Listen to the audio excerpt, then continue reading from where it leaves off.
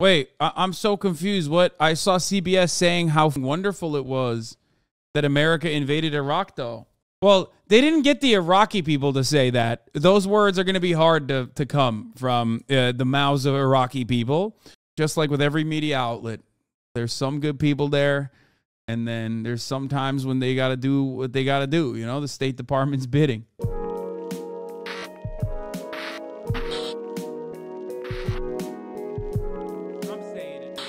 All right, let's get to Al Jazeera. Sons must leave Iraq within 48 hours. These are Arabs who are going to welcome us as liberators. Who will govern Iraq when Saddam Hussein is removed? The U.S. invasion of Iraq was supposed to be easy. That guy's a goat, by the way. That guy's the goat. He's cool as fuck. The guy who threw the shoe at him, 032 and 319. Thank you. Yeah. This is from the widows and the orphans and those who were killed in Iraq. That's what he said. He's a journalist. The most powerful military in world history would go in, kill the bad guys, and transform Iraq into a democratic, pro-American oasis. But the Iraq War blew up in America's face. Stuff happens. And it changed both countries. It changed the... Wait, from 032 to 319 or no? Just on 032.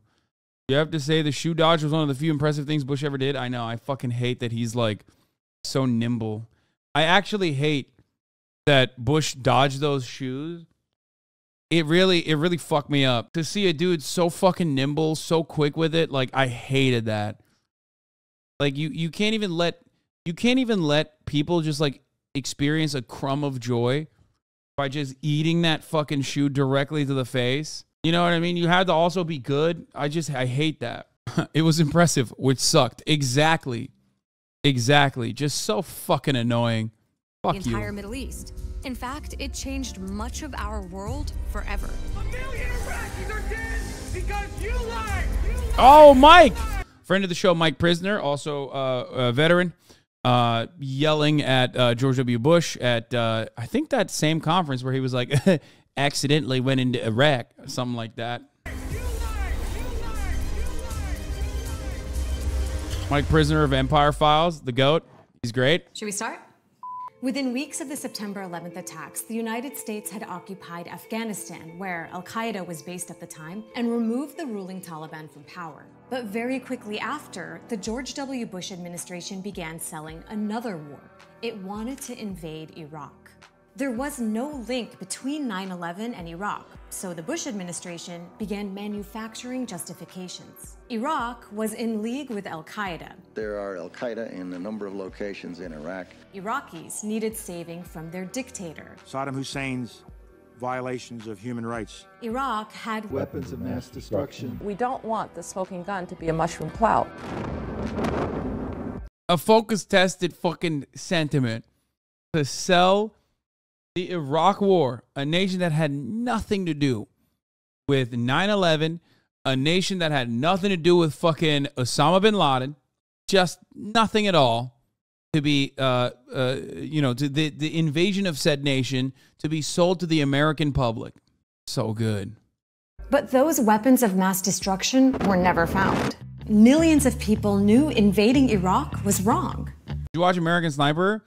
I really did not think this hard about the Iraq War prior to today. I really thought Chris Kyle was the shit.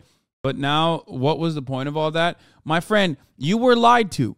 This is a good eye-opening moment for you. Chris Kyle was a monster. Not only was he a monster and a fucking perpetual liar, he literally was a racist monster, a demon who I would spit on his grave, who came back to the United States of America and was successfully sued by the absolute GOAT, Jesse Ventura, for literally fucking lying about beating Jesse's ass in a bar fight in a book full of other lies. If you know anything about the fucking Navy SEALs anyway, every single one of them that has written a book is usually a liar.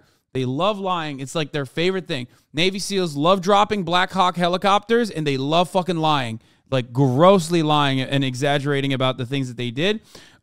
Chris Kyle was such a racist, monstrous piece of shit that he literally lied about going and sniping black people off the top of the Superdome in the immediate aftermath of Hurricane Katrina. Okay? Straight up. Like, who fucking lies about that, dude? Well, like, why would you? He literally went and found the most racist thing he could make up, which is wild because, like, it was a real thing that was happening at the time. There were, like, roving gangs of people that were, like, deliberately targeting and shooting at black people that were trying to survive in the immediate aftermath of Hurricane Katrina, as the American government failed to act fast enough. But Chris Kyle was not one of them, and he still lied about it. Yeah. Some of them were literally police officers at Danziger Bridge. Yeah. 20 years on, they've been proven right time and time again. The invasion of Iraq resulted in death, destruction, and massive blowback. And it gave us these guys. There's something President George W. Bush said in 2007, 4 years into the invasion of Iraq, that ironically sums up how badly the US messed up. And there's another part of this clip that we'll be coming back to a little later, so pay attention here. Imagine Iraq where Al-Qaeda. By the way, they also lumped North Korea into the axis of evil and basically forced them to preemptively get nukes. Not only that, but Iran. Iran was America's continued ally in the fight against Al-Qaeda. Okay, Iran, not really a big fan as Shias, not really a big fan of Sunni fundamentalists. Okay, or Sunni adjacent fundamentalists in general. They're not too fond of Al-Qaeda. Okay. Iran was added into the axis of evil speech that George W. Bush delivered by, was it, who the fuck put him in there? Regardless, they had no interest, like they didn't have any consideration whatsoever. They just add them in. They added them into the axis of evil. I think it was David Frum, right? No, it was David Frum, pretty sure. Yeah. David Frum added Iran into the axis of evil speech, and Iran was like, what the fuck? What are you saying? And then we continued to have Iran, we continued to rely on Iran for support in Afghanistan and even in Iraq and certain places, like literally against Al-Qaeda, even after all that. Yeah, what do you say fuck me for? Yeah, the classic 50 Cent meme. Has established sanctuaries to... It was George W. Bush, but the speech writer that added Iran into the axis of evil was written by David Frum, I'm pretty sure. David Frum added that. Yeah, the phrase was attributed to former Bush speechwriter David Frum. Yeah. Like, how is this guy literally allowed to breathe the free man's air? You know what I mean? Like, how? God damn it, dude. We all love dogs, but when it comes to both God and content on the internet, cats reign supreme. I mean, Will is a big cat advocate, a cat-vigate. Cats fully understand Arabic and are, as evidenced in this video, more than capable of engaging with a sermon on Ramadan virtues.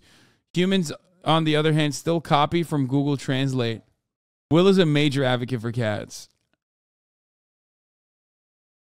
Cats also do run Turkey, but... God, I hate... God, let's get back to this fucking bullshit, please. I mean, I'm fucking losing my mind a little bit. Safely plot future attacks on targets all over the world. It's ironic because by the time Bush said this, Al-Qaeda had established itself in Iraq, even though the group wasn't there before the US invaded. As one of the justifications for war, Bush and his officials insisted to an American public still reeling from 9/11 that Al-Qaeda and Iraq were linked. The reason I keep insisting that there was a relationship between Iraq and Saddam and Al-Qaeda, because there was a relationship between Iraq and Al-Qaeda. Like pretty much all of the Bush administration's justifications for this war, this was a lie. Iraqi leader Saddam Hussein and Al-Qaeda's Osama bin Laden were both Arab men who were once allies of the United States. True! True! America, the greatest fake friends, dude. Listen, to the Kurds in the chat, remember this shit, okay? Remember. I know you got northern Iraq, okay? American contractors built it for you. You feel like maybe you have, for the first time ever, an opportunity to build like a fucking nation state. 35 million Kurds living in diaspora with no nation state, okay? This is my message. Look at this photo. Osama bin Laden were both Arab men. Look at this photograph.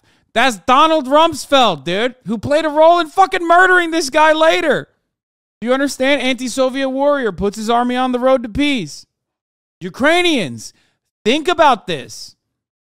Ukrainians are like, well, we're white. You know, maybe it's a little different. No, it's not different. They will go back to the Hitler understanding of fucking Slavs not being white like this. They'll go so fast your head will spin. The moment that you have no use for the American military state, you will get dropped like a fucking, you will get dropped, dude. Okay? They will use you, abuse you, and then spit you out. Hasan, Americans don't understand that kind of racism. They'll turn Benny Frank real quick to be like these garish, swarthy Ukrainians are not white by any means. These Slavs, you know, they'll fucking flip a script so fast. You'll be like, what? When did I not become? When am I? How did I not? I thought I was white. It's like, nope. Allies of the United States, but they didn't have much else in common. In fact, Al-Qaeda showed up in Iraq only after the U.S. invaded the country, dismantled the Iraqi army and security. Is the TOS coming now? What part? Is it 339 you said? 319, okay. Forces, and created a security vacuum that allowed all sorts of foreign fighters and violent groups to enter. Tapping into anger at the U.S. for invading a Muslim country, as well as the disgust at scandals like the torture at Abu Ghraib, Al-Qaeda was able to recruit and grow into something even more. It's actually not even that bad. Here, it's just Abu Ghraib. You should see this photo. I'm sure you've already seen this photo. This is not a TO. This is one of the only non-TOS photos that you can see, but this is literally, you know, America literally torturing motherfuckers. I think you should see this. If you haven't seen it, you should see this. It's a famous photo. The other ones where they make them like into naked human pyramids, those are, you know, terms of service violations, obviously. Context, I haven't seen this. This was a torture prison run by the United States military called Abu Ghraib. Okay? This is where they tortured people for fun. For funsies. You know, this is, of course, different than the other kind of torture, which the CIA called enhanced interrogation. This was just torture for the sake of funsies. Of course, if you want to know where, you know, America still tortures Muslims to this day, look no further than the Cuban landmass that we have on retainer. As a permanent part of America's, you know, America's like very open black site. We have Gitmo, Guantanamo Bay. Ron DeSantis was the Navy oversight legal liaison on site as we did some torture to Muslims without a fair trial at all. As a matter of fact, that one is still in operation. Oh, fuck, I remember Barack Obama ran on closing Gitmo, actually, if you guys remember that, but he never did. I wonder why. But yeah, electrocution, sexual assault, humiliation, murder, this place radicalized more Iraqis than anything. Yeah. Oh, yeah. Oh, yeah. Weird how, like, they didn't close Guantanamo Bay. Wonder why. Torture at Abu Ghraib, Al-Qaeda was able to recruit and grow into something even more menacing. The invasion of Iraq propelled the group from a small, isolated organization into a genuinely global network that eventually became the Islamic State of Iraq and Syria, or Iraq and the Levant, as President Obama would say. ISIL is a direct outgrowth of Al-Qaeda in Iraq that grew out. The fucking biggest bag earner of our decade, okay, of our century maybe in media. Like, I cannot think of a man who just went from a Canadian government-funded newspaper, okay, that was a travel vlog created by, like, heroin addict hippies, okay, who turned around and got, like, a $100 million bag from Rupert Murdoch, okay, and just ran with it. Whoo! I'm talking, of course, about Shane Smith. Out of our invasion. This wonderful man right here. Oh, my Lord, dude.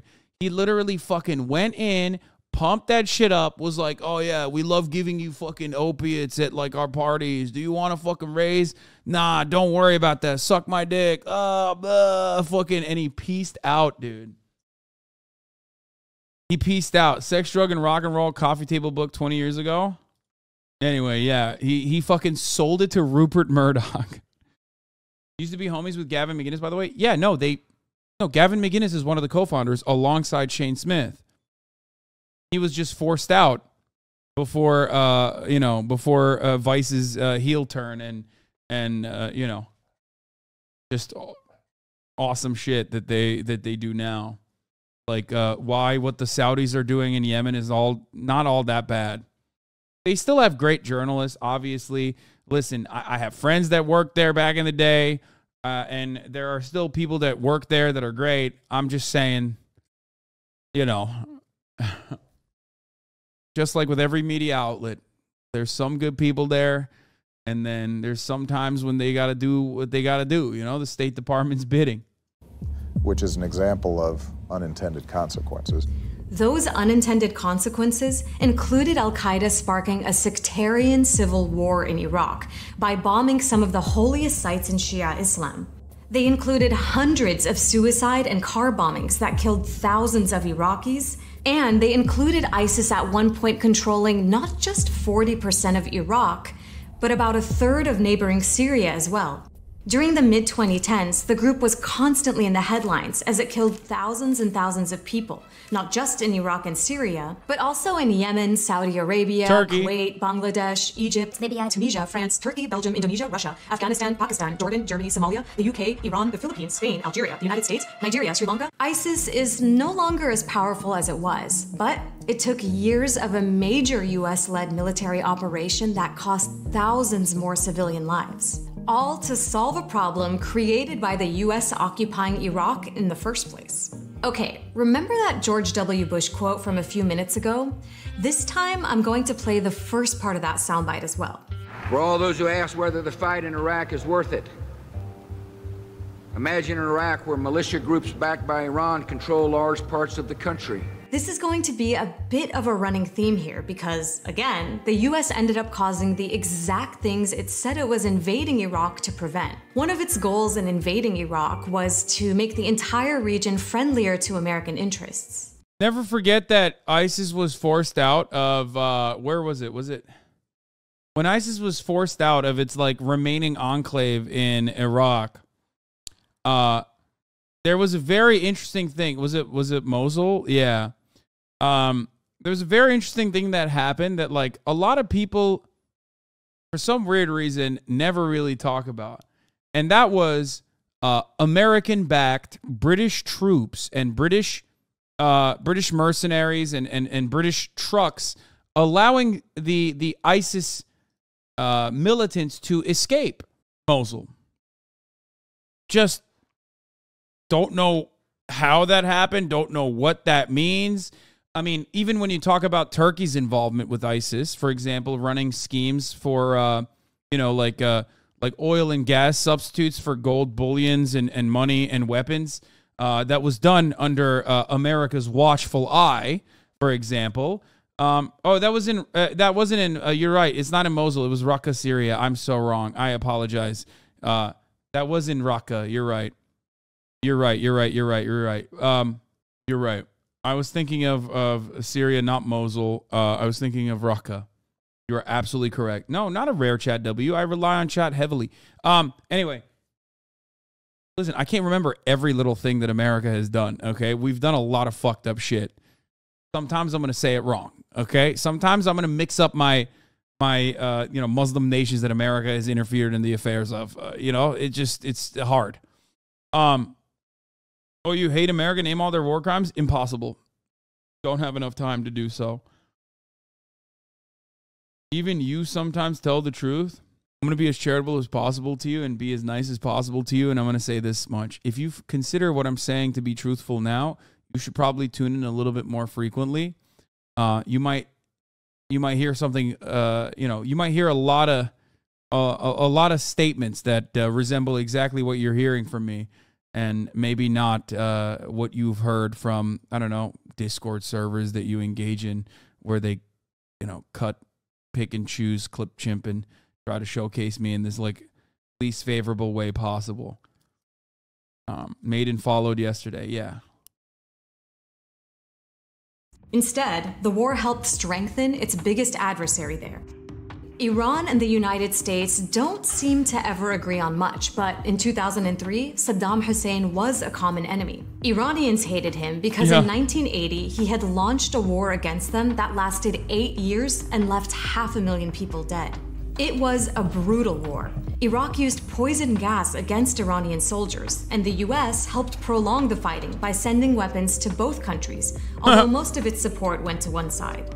So even as Iran was probably glad to see the end of Saddam, the US was strongly hinting that Iran could be next. Here's George W. Bush talking about Iran, Iraq, and North Korea a few months before invading Iraq. States like these and their terrorist allies constitute an axis of evil, arming to threaten the peace of the world.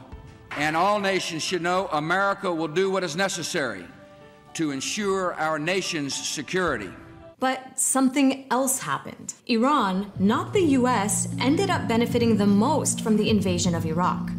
In less than 2 years, the US had ended the rule of Iran's enemies on both its eastern and western borders. Iran and the Taliban had bad blood between them too. Before the US invasion, Iraq was a buffer against Iran's presence in the Arab world. But after the invasion, Iraq became a foothold for Iranian influence to spread in neighboring countries. For example, Iran was able to build supply lines across Iraq to Syria, where Iranian-backed groups fought alongside Syrian dictator Bashar al-Assad in that country's war. During the 1980s and 90s, Iran had cultivated and protected Iraqis who opposed Saddam's rule. And it was these Iranian-backed parties that dominated Iraqi politics after Saddam was gone. Today, posters of Iranian leaders hang all over Iraqi cities. Iranian commerce dominates the Iraqi market. And Iraq's security forces include powerful militias that are trained, supported, and sometimes even led by Iranians. It was these militias that helped defeat ISIS in Iraq. They fought on the ground with support from the US Air Force in the sky. Still, the US and Iran are adversaries. But the possibility of the US invading Iran the way it did Iraq, that's basically gone from next on the list to effectively zero. Because the invasion of Iraq very quickly changed America itself and its commitment to these kinds of wars. Here's how. It might seem odd now, but the war was actually very popular with Americans at first. USA! USA! That didn't last long. Almost everything that had been used to justify the war turned out to be a lie, including how quick it was supposed to be. Over 4,000 American soldiers were killed, and it took the US more than 8 years to withdraw from Iraq without much to show for it, other than, as we've seen, the strengthening of Iran and the spread of ISIS. Turns out the US wasn't able to impose its will. Is Al Jazeera Plus, which is like oftentimes pretty fucking good in its coverage of American imperialism, is it just going to become more and more of a fucking like Wahhabist weirdo outlet as like I don't know, as like relationship with Qatar and the United States become better and better? Is that what's happening? Because like they have literally they normally would never. I am not talking about Al Jazeera in general, okay? Al Jazeera, the other side of it, sometimes not great, okay? But it is odd that, like, I mean, this video is like, this video could be way more blisteringly anti-U.S. and also, you know, they're like surprisingly talking about Iran more. Al Jazeera Plus is Al Jazeera's division made for Americans. Yes, I know. I've appeared on Al Jazeera Plus. I have friends that used to work for Al Jazeera Plus. Like when back in the day before, I guess, Current TV was a television channel owned by Al Gore when I worked at the Young Turks, and the Young Turks had a Current TV show. Then Current TV got sold to Al Jazeera, and Al Jazeera basically kept some of those journalists on. A lot of my coworkers went and worked for Al Jazeera. When I saw you in the office, the employees were a lot better than they are now. What? Yeah, a lot of the good people have left Al Jazeera Plus. When I saw you in the office, Shobahu, the employees were a lot better off than they are now. Yeah. I can't believe you Will worked for Al Jazeera. No, Will never worked for Al Jazeera. What the fuck? Al Jazeera was, I think, Al Jazeera's coverage was definitely better back on in the another day. country by force. Bush, who at one point had a 90% approval rating, ended his presidency with just 22% of Americans approving of him. After Bush, the next two presidents both insisted they'd always opposed the war, unlike the political establishments in both parties who had backed it. Many of us looking at the evidence ahead of time understood that there was not an imminent threat. Bottom line, there were no weapons of mass destruction. They said there are weapons of mass destruction. I was against the war when it started. But the US war machine didn't stop after Iraq. I have to pee. It adapted. Today, you won't hear many American politicians talk about Bush-style goals like nation building or regime change. Instead, US military power is deployed in small doses all over the world for assassinations or other special forces missions. Drones, missiles, airstrikes, all these let the US hit targets from thousands of miles away without American troops being in harm's way. That's made the drone program much more popular than the Iraq War. But drone warfare isn't clean. These strikes have killed thousands of civilians, with drone pilots often unable to tell exactly who they're targeting. And since the drone program is directly under the president's control, it's given American presidents the power to execute people all over the world, including, in several cases, American citizens. The Iraq War was always going to be a disaster on so many levels. It was also an illegal war. It's not in conformity with the UN Charter from our point of view, and from the Charter point of view, it was illegal. But the US insisted it was above such rules and that it had a right to preemptively attack whoever it wanted. Most of the world refused to go along. When we went in, there were three countries, Great Britain, Australia, and the United States. That's not a grand coalition. We can do better. 30 seconds. Well, actually, are you honk shoeing and memeing because the United States is once again violating international rule of law that was created specifically so that the United States can bully anyone and everyone they want and claim that they're violating international laws so that they could justifiably invade those countries even though they themselves were in violation of international law? Is that why you're sleeping? Is that why you're honk shoeing and fucking memeing? Or are you honk shoeing and memeing because the top of the hour is upon us and there's a 3-minute ad break? But wake up. Here is the 3-minute ad break now. Honk shoe on my me till I fall asleep. Who's more evil, George Bush or Tony Blair? George Bush. Easy. Forgot Poland. The problem with acting like you're above the law is that it gives others an excuse to break the rules as well. Listen to Bernie Sanders, at the time one of the only people in Congress opposing the war, warning of those consequences. If President Bush believes that the U.S. can go to war at any time against any nation, what moral or legal obligation could our government raise if another country chose to do the same thing? In the years since, we've seen that playing out all over the world. Governments breaking international law and committing war crimes with impunity, whether they're cracking down on dissent, stealing territory, or invading other countries. But maybe the guy at the heart of it all saw a link between what he set in motion in Iraq in 2003 and Russia invading Ukraine in 2022. The decision of one man to launch a wholly unjustified and brutal invasion of Iraq. I mean, of Ukraine.